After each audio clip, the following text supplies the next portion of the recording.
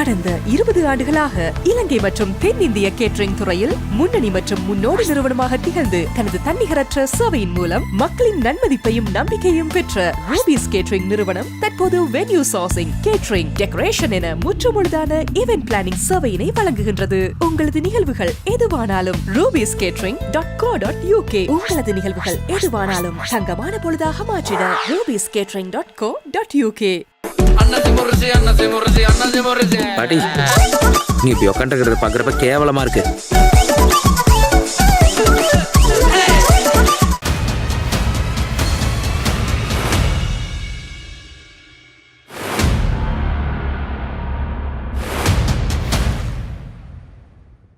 மத்திய கிழக்கு பிராந்தியத்தில் கடந்த சில நாட்களாக நிலவி வந்த பதற்றம் தற்போது ஒரு பாரிய போராக உருவெடுத்தும் இருக்கின்றது.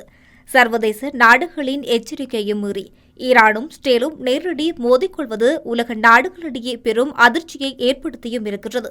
இதன் தொடர்ச்சியாக இன்று காலை ஸ்டேலின் மிக முக்கியமான நகரமான டெல் அவிவ் மற்றும் அதன் சுற்றுவட்டார பகுதிகளை இலக்கு வைத்து ஈரான் பயங்கரமான ஏவுகணை தாக்குதலை நடத்தியும் இருக்கின்றது.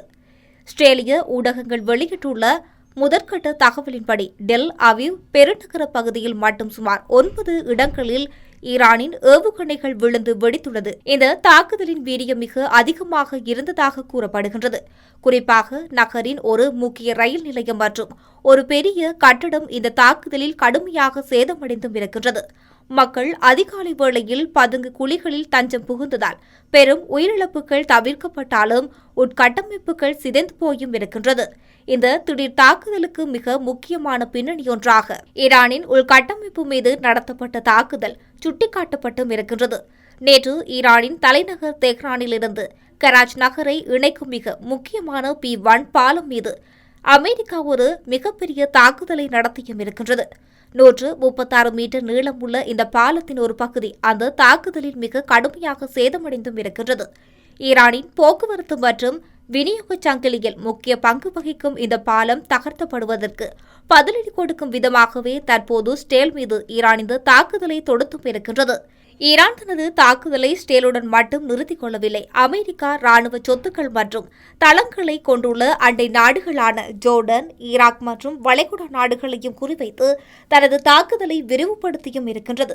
ஒரு நேரத்தில் நூற்றுக்கணக்கான ஆளில்லா விமானங்கள் மற்றும் ஏவுகணைகளை ஏவி ஈரான் பதிலடி கொடுத்து வருகின்றது. இதனால் இந்த பிராந்தியம் முழுவதும் ஒருவித போர் அச்சம் சூழ்ந்தும் இருக்கின்றது.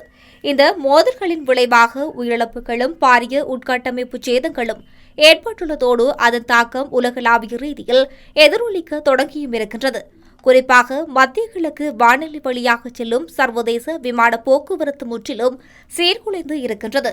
பல நாடுகள் தங்கள் வான் எல்லைகளை மூடியுள்ளதால் விமான பயணங்கள் ரத்து செய்யப்பட்டுள்ளன அல்லது நீண்ட தூரம் சுற்றிச் செல்லும் நிலைக்கு தள்ளப்பட்டும் இருக்கின்றது. அதேபோல் உலகளாவிய சந்தைகளிலும் கச்சா எண்ணெய் விலை உயரும் என்ற அச்சத்தினாலும் பெரும் சரிவுகள் ஏற்பட்டும் இருக்கின்றது. ஈரான் மீதான தாக்குதல்கள் இன்னும் தீவிரமடையக்கூடும் என்று பரவலாக பேசப்பட்டு வந்த நிலையில் அமெரிக்காவும் ஸ்டேலும் இணைந்து அடுத்த கட்ட ராணுவ நடவடிக்கைகளை ஆலோசித்து வருகின்றன. ஒருபுறம் அமைதி பேச்சுவார்த்தைகளுக்கான கோரிக்கைகள் விடுக்கப்பட்டாலும் களத்தில் நிலவும் சூழல் ஒரு முழு அளவிலான போரை நோக்கியே நகர்ந்து கொண்டு இருக்கின்றது. இருதரப்பும் தங்களது ராணுவ பலத்தை காட்டி வருவதால் வரும் நாட்களில் இந்த மோதல் இன்னும் எந்தெந்த நாடுகளுக்கு பாதிக்கும் என்பது சர்வதேச சமூகத்தின் பெரும் கவலையாக காணப்படுகின்றது.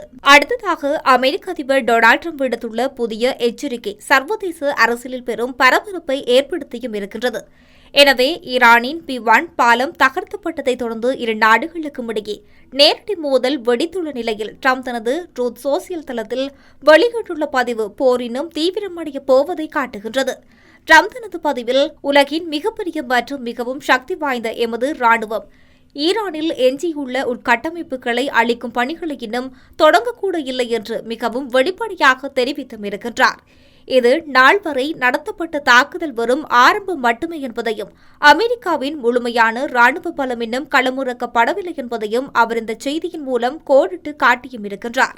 குறிப்பாக ஈரானின் புதிய ஆட்சி தலைமைக்கு அவர் விடுத்துள்ள எச்சரிக்கை மிக முக்கியமானதாக சொல்லப்படுகின்றது. அடுத்த கட்டமாக ஈரானின் எஞ்சியுள்ள பாலங்கள் மற்றும் நாட்டின் முதுகெலும்பாக விளங்கும் மின் உற்பத்தி நிலையங்கள் இலக்கு வைக்கப்படும் என்றும் கூறப்படுகின்றது. ஒரு நாட்டின் மின்சாரம் மற்றும் போக்குவரத்து முடக்கப்பட்டால் அந்த நாடு பொருளாதார ரீதியாகவும் ராணுவ ரீதியாகவும் பெரும் பின்னடைவை சந்திக்கும் என்பதை உணர்ந்தே ட்ரம்ப் இந்த இலக்குகளை தேர்ந்தெடுத்தும் இருக்கின்றார். ஈரானின் புதிய தலைமை என்ன செய்ய வேண்டும் என்பதை அவர்கள் அறிவார்கள். அது மிக விரைவாக செய்யப்பட வேண்டும் என்று ட்ரம்ப் கூறியிருப்பது ஈரான் உடனடியாக அமெரிக்காவின் நிபந்தனைகளுக்கு பணிய வேண்டும் அல்லது போர் நிறுத்தத்துக்கு முன்வர வேண்டும் என்ற கடும் அழுத்தத்தை உருவாக்குவதாக அமைகின்றது.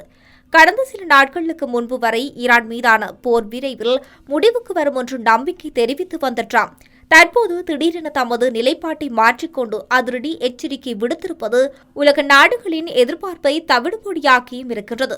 இந்த எச்சரிக்கையை தொடர்ந்து டெல் அவிவ் நகர் மீது ஈரானின் தாக்குதலுக்கு பதிலடியாக அமெரிக்கா ஒரு மிகப்பெரிய வான்வழி தாக்குதலை நடத்த திட்டமிட்டுள்ளதாக தெரிவிக்கப்படுகின்றது.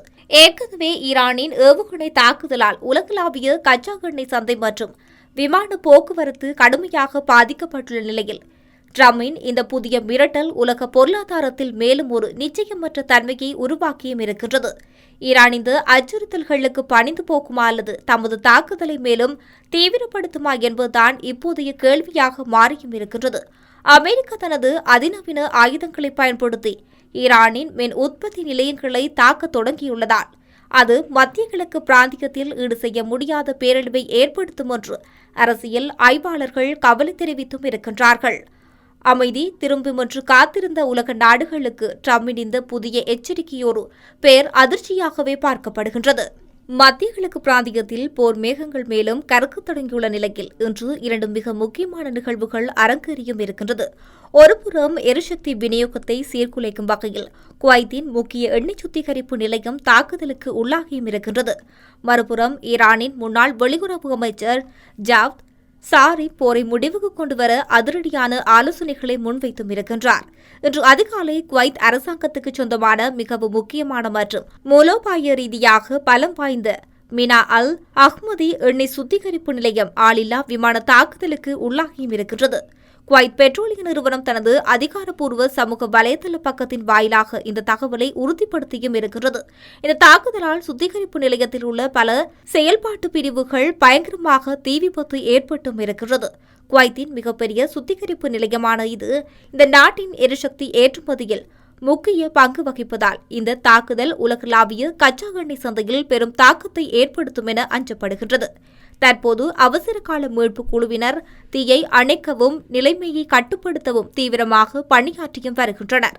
இதேவேளை ஈரானின் மூத்த அரசியல்வாதியும் முன்னாள் வெளியுறவு அமைச்சருமான ஜவாத் சாரிப் ஈரானின் புதிய தலைமைக்கு ஒரு வியக்கத்தக்க ஆலோசனையை வழங்கியும் இருக்கின்றார். அமெரிக்காவை தளமாக கொண்ட ஒரு இதழில் அவர் எழுதியுள்ள கட்டுரையில் ஈரான் தனது தற்போதைய வெற்றியை பிரகடனப்படுத்தி இந்த மோதலை உடனடியாக முடிவுக்கு கொண்டுவர வேண்டும் என வலியுறுத்தியுள்ளார். அமெரிக்கா மற்றும் இஸ்ரேலுடனான போரை தமக்கு சாதகமான முறையில் முடிப்பதற்கான வரைபடத்தை அவர் விளக்கியும் இருக்கின்றார். இவர் இந்த திட்டத்தின்படி ஈரான் தனது அணுசக்தி திட்டங்களுக்கு கட்டுப்பாடுகளை விதிக்க முன்வர வேண்டும். அதேபோல் அனைத்து தடைகளையும் நீக்க கோருவதை விட உலக வர்த்தகத்துக்கு அவசியமான ஹோர்முஸ் நீரிணையை மீண்டும் திறப்பதில் ஆர்வம் காட்ட வேண்டும் என்று தெரிவித்துள்ளார். அமெரிக்காவும் ஈரானும் எதிர்காலத்தில் ஒருவரையொருவர் தாக்க மாட்டோம் என உறுதியளிக்கும் வகையில் பரஸ்பர ஆக்கிரமிப்பு தவிர்ப்பு ஒப்பந்தத்தை ஏற்படுத்திக் கொள்ள வேண்டும் என சுட்டிக்காட்டியுள்ளார். அமெரிக்காவுடன் பொருளாதார ரீதியான தொடர்புகளை ஏற்படுத்துவது இரு நாட்டு மக்களுக்கும் நன்மையை அளிக்கும் என தெரிவித்துள்ள அவர், இந்த இணக்கப்பாடுகள் எட்டப்பட்டால் ஈரான் தனது கவனத்தை வெளிநாட்டு எதிரிகளிடமிருந்து மாற்றி உள்நாட்டு மக்களின் வாழ்க்கை தரத்தை மேம்படுத்துவதில் கவனம் செலுத்தும் என்ற நம்பிக்கையை தெரிவித்துள்ளார். குவைத் மீதான தாக்குதல் போர் பதற்றத்தை அதிகரித்துள்ள நிலையில் ஷாருவின் இந்த ராஜதந்திர ஆலோசனைகள் சர்வதேச சமூகத்தின் கவனத்தை ஈர்த்தும் இருக்கின்றது. இப்போதைய சூழலில் ஈரான் எத்தகைய முடிவு எடுக்கப் போகின்றது என்பதை உலக நாடுகள் எதிர்பார்ப்பாக காணப்படுகின்றது.